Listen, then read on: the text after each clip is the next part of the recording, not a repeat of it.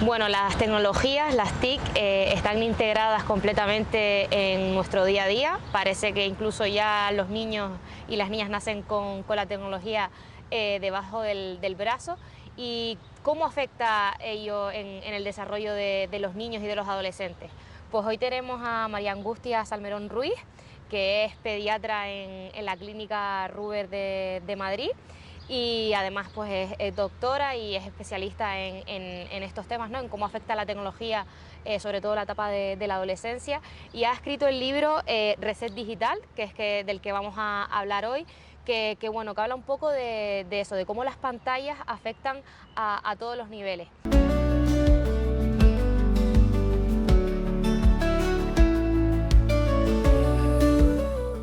Comienza el libro con su primer caso y cómo lo abordó, y creo que también dio lugar a este libro. Y bueno, ¿qué nos podrías contar de este primer caso y cómo empezaste?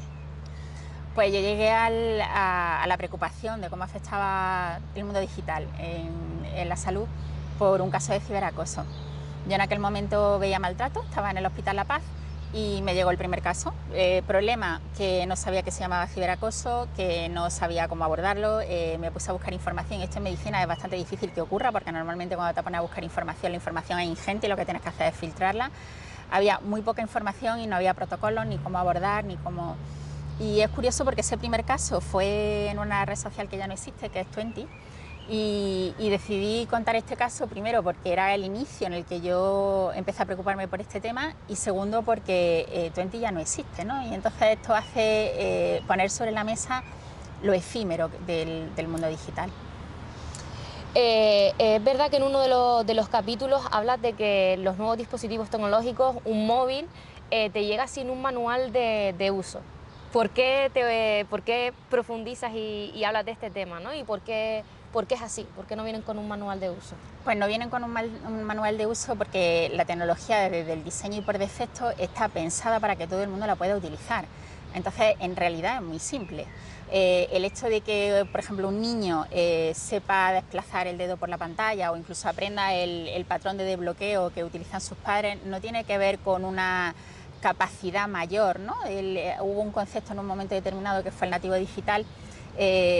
Pues yo explico en el libro que soy bastante crítica respecto a este término, porque al final el nativo digital lo único que hace es aprender por imitación de lo que hacen sus padres, y en realidad el valor de que ese dispositivo se puede usar de una forma tan sencilla no es del niño, es de la persona que programa y diseña ese dispositivo, que lo ha pensado para que sea muy fácil de usar. Y sin embargo el uso racional de la tecnología, que tiene que ver con lo que en realidad le pedimos a los niños cuando le damos un dispositivo pero que ningún adulto se plantea, que es el control del tiempo, del contenido. Esto tiene que ver primero con un aprendizaje previo y segundo con una etapa de desarrollo cerebral que le permita tener esas herramientas para poder autogestionarse. Entonces, la pregunta es, ¿un niño puede hacer un buen uso de la tecnología sabiendo que el uso instrumental es súper sencillo y que no tiene nada que ver con herramientas cerebrales, cuando en realidad lo que le estamos pidiendo es cosas mucho más complejas? Bueno, es muy interesante, y vamos por parte porque has tocado varios temas que son muy importantes y que hablamos muy bien y explicas muy bien en el libro. Uno es... ¿qué papel juegan las familias, los padres, en este manual de uso de los dispositivos? ¿Cómo deben predicar con su ejemplo? Es cierto que no podemos volcar toda la responsabilidad de este tema en las familias, porque estamos ante un problema que va mucho más allá del ámbito familiar. Esto debería de ser una preocupación social, y ya no solo por el niño, que por supuesto, y por el adolescente, sino también por el adulto. El mundo digital también tiene efectos sobre el mundo adulto, pero como todavía no hay una regulación que de verdad proteja la salud, pues lo que nos queda como padres es, por un lado, educar, que eso siempre lo tenemos que hacer, y educar a través del ejemplo. El niño, entre lo que tú haces y lo que tú dices, si el mensaje se contradice, se va a quedar con lo que tú haces y no con lo que dices. Hay un ejemplo que yo utilizo mucho en la consulta, que es el típico de «te he dicho que no me grites», ¿no? Y lo dice gritando. Al final el niño lo que le está haciendo es abrir la puerta para que pueda tener esa conducta. Entonces, si quieres que tu hijo coma zanahorias, come zanahorias, y si quieres que tu hijo no se lleve el móvil a la cama, pues te tendrás que replantear qué hacer con tu móvil. Tú en consulta, ¿cómo explicas los efectos que tienen las pantallas en los niños? En niños principalmente, después en adolescentes y también en adultos, porque explicas en el libro cómo nuestro cerebro se está desarrollando hasta la etapa entre 25 y 30 años, creo recordar. Entonces, en estas tres etapas, ¿qué puntos determinarías que cómo afectan? A mí en la consulta muchas veces me llegan ya niños con dificultades y problemas, con lo que explicarle a los padres lo que está pasando es mucho más sencillo. Al final lo que tenemos que tener claro es que el principal efecto que tiene la tecnología, si lo tuviéramos que resumir muy brevemente porque es un tema complejo, es el efecto de desplazamiento. Al final, cuando tú estás con la pantalla, no puedes estar haciendo otra cosa, porque por mucho que nos hayan vendido que somos multitarea, no somos multitarea. Entonces, si tú estás delante de la pantalla, no vas a poder hacer ejercicio físico. Si tú estás delante de la pantalla a la hora de dormir, no vas a dormir. Si tú estás en la pantalla en un momento en el que estás estableciendo relaciones, las relaciones no van a ser de calidad y no van a ser cara a cara. Entonces, al final, desplaza los hábitos de vida saludables y eso tiene una implicación sobre la salud. Y luego, a nivel de neurodesarrollo, es exactamente igual. El cerebro del niño lo que necesita para desarrollarse es, bueno, un potencial genético, que eso nos viene dado, y unos estímulos externos que le permitan al niño desarrollar una serie de habilidades. Si tú quieres que un niño aprenda a hablar, lo que tienes que hacer es establecer conversaciones con él, cantar, contarle cuentos. Si está utilizando la tecnología, estos estímulos adecuados a cada edad del desarrollo no llegan. Entonces se produce pues, un trastorno del neurodesarrollo por ese efecto de desplazamiento del uso de pantalla. ¿Y es reversible? El daño, habla de algún caso y demás, pero ¿qué dice la ciencia? ¿Que se puede recuperar cuando hay...? O sea, lo que sí sabemos es que en menores de 6 años el impacto es alto, porque es una etapa en la que el neurodesarrollo va muy rápido. Y claro, lo que la ciencia no ha contestado todavía, sí que sabemos que cuando retiramos las pantallas y la causa de ese retraso neurológico es por el efecto de las pantallas, el niño mejora, pero es muy difícil saber si ese niño ha alcanzado el potencial genético que tenía. Porque no podemos volver atrás, ¿no? Y hacer las dos cosas, ponerle pantalla y no ponerle pantalla y ver qué pasa. Entonces, ante esa pregunta no tenemos respuesta y no sé si la tendremos. Por tanto, en una etapa donde el desarrollo es tan importante, las recomendaciones son que no hay un tiempo seguro de uso de pantalla.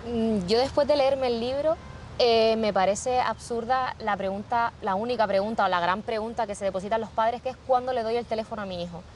Y creo que al final, cuando te lees este libro, entiendes que va mucho más allá. ¿Por qué dirías que la reflexión tiene que ir mucho más allá de cuándo le das un móvil a tu hijo? Bueno, aquí hay múltiples razones. Primero, ser muy consciente de que le estás dando, y lo hemos hablado anteriormente. Tú le estás dando un dispositivo al que no le estás pidiendo a tu hijo que desplace bien el dedo o que lo encienda y lo apague, sino que le estás pidiendo una gestión que es muy compleja. Y yo ahí siempre pongo el símil del adulto, y a mí me pasa, yo que estoy súper concienciada, hay etapas en mi año por gestión de trabajo, por situaciones que te hace que realmente te des cuenta de que pierdes el control en el uso de la tecnología a pesar de intentar que no ocurra. Pues imaginaros lo que es para un niño y para un adolescente que todavía no tiene desarrollada esa capacidad de autocontrol, que está en la corteza prefrontal, en esta zona del cerebro, y que precisamente le estás pidiendo herramientas que tienen que ver con esa zona cerebral. Entonces hay que tener muy claro que un dispositivo son muchas cosas y se pueden hacer infinidad de actividades, y que nos tenemos que preguntar si creemos que nuestro hijo está preparado cuando a nosotros mismos nos cuesta trabajo hacer un uso adecuado. Y luego creo que es muy importante también poner sobre la mesa el cómo está diseñada la tecnología en este momento. La tecnología, desde la televisión hasta, porque ya no son televisión como la teníamos entendida anteriormente, son plataformas, hasta una red social o cualquier tipo de contenido que tú consumas, está pensado para que te quedes, está en scrolling infinito. Tú antes te gustaba una serie y tenías que esperar al lunes a las 10 de la noche, que era el momento en el que se emitía, para poder verlo. Eso generaba el interés, el que se acababa el capítulo en una situación que te mantenía en tensión, te hacía reflexionar sobre lo que habías visto.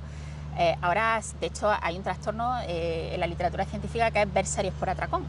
Tener la posibilidad de ver toda la serie un capítulo detrás de otro porque nadie te va a parar. Entonces, esto es muy claro, o sea, muy importante que lo tengamos en cuenta porque si ya es adictivo para el adulto, imaginaros para un cerebro que no consigue autogestionarse.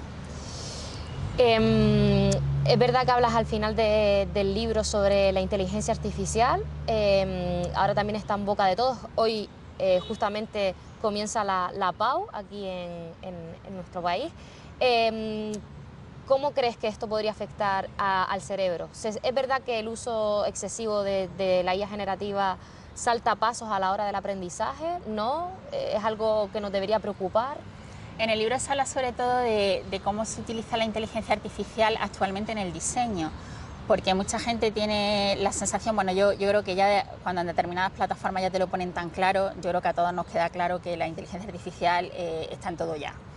Entonces hablo de cómo se diseña a través de la inteligencia artificial. El problema de la inteligencia artificial es que con la capacidad que tiene de manejar información y sabiendo que el verdadero negocio de las empresas tecnológicas al final son nuestros datos, están teniendo una capacidad increíble de mostrarnos contenidos que es altamente afín a la persona que lo consume, porque nos conoce perfectamente. Con lo que eso, unido a que el contenido es infinito, la capacidad adictiva que ya de por sí tiene la tecnología, independientemente casi de cualquier contenido que consuma, es súper alto. Y respecto a qué implicaciones puede tener la inteligencia artificial, yo creo que ahí estamos todavía en un momento muy incipiente, pero sí que pienso que aunque pueda ayudar, sobre todo a nivel laboral, en aligerar procesos que ya estén establecidos, también tenemos que tener en cuenta que queda mucho por depurar y que no nos podemos creer todo lo que aparece en la inteligencia artificial. Y hay mucho adolescente que está utilizando la inteligencia artificial como fuente fundamental de consulta, como antes se utilizaban otros tipos de buscadores. Y esto es un problema y es un riesgo. Entonces, estamos ante un reto. Hemos hablado de retos, hemos hablado de problemas. Y tú también en el libro hablas de soluciones. ¿Nos podrías dar alguna solución que da la medicina y la ciencia para intentar solventar o mitigar estos problemas y estos retos? Si nos vamos a la parte familiar, porque yo creo que es importante acotar, aunque podemos ampliar, lo hemos comentado antes, es súper importante el ejemplo, entender que esto es algo más en lo que educar y que no nos queda otra que hacerlo porque es una realidad que es de nuestro día a día. Y luego sí que es verdad que hay una serie de recomendaciones por edad y que esas recomendaciones por edad pues tienen que ver con el impacto que tienen a esa edad determinada los dispositivos. En los niños de 0 a 6 años, al tener tanto impacto en el neurodesarrollo potencial, la recomendación es que no hay un tiempo seguro. De los 7 a los 12 años, el problema que tenemos es que en otros ámbitos que no son solo el hogar, muchas veces se hace un uso intensivo de los dispositivos y eso tiene un impacto. Entonces, la recomendación sería no más de 1 hora al día. Y siempre que los dispositivos sea acompañado por los padres, esté supervisado el contenido, que el hecho de dar un dispositivo no sea no estar, sino todo lo contrario, brincarse en otra cosa más. Y luego de ahí hasta los 16 años, no más de 2 horas y mucho ojo con el teléfono inteligente. Porque ahí lo que estamos dando es una pantalla que el adolescente lleva 24 horas al día, 7 días a la semana en el bolsillo y precisamente esa portabilidad de los dispositivos es lo que hace que pueda aumentar el impacto sobre la salud. Bueno, en el libro habla de 2 conceptos, la caja negra y la caja blanca. ¿Qué nos podrías decir sobre estos conceptos? El último capítulo que está dedicado a explicar por qué la tecnología es adictiva y por qué impacta sobre todo a nivel de salud mental. Bueno, pues mucha información me la dio una persona que trabaja en una empresa tecnológica y una de las cosas que yo no sabía era que actualmente todo lo que consumimos está diseñado a través de la inteligencia artificial y lo que hacen es alimentar a esa inteligencia artificial con nuestros datos para que el contenido que aparezca sea interesante para cada consumidor.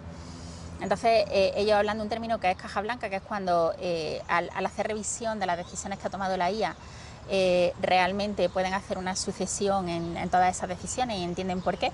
Y caja negra es cuando en alguno de esos pasos no tienen el conocimiento suficiente para conocer por qué la IA ha tomado esa decisión. Claro, aquí surgen muchas dudas, ¿no? Y muchas preguntas, porque si los propios personas que están diseñando la tecnología hay cosas que no saben por qué son, bueno, pues esto surge cierta inquietud del punto donde estamos. Y bueno, ¿qué reflexión final haces en el libro? ¿Te gustaría que también que hiciesen tus lectores cuando leen Reset Digital?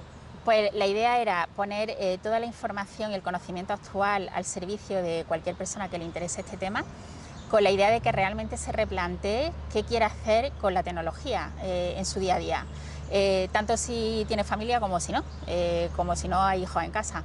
Porque creo que es muy importante que mientras que esto no esté regulado, si en algún momento se llega a regular de alguna manera, pues lo que nos toca es hacer el reset digital, el hacer un cambio para que el mundo digital no impacte sobre nuestra salud, sobre nuestro desarrollo y sobre el cerebro.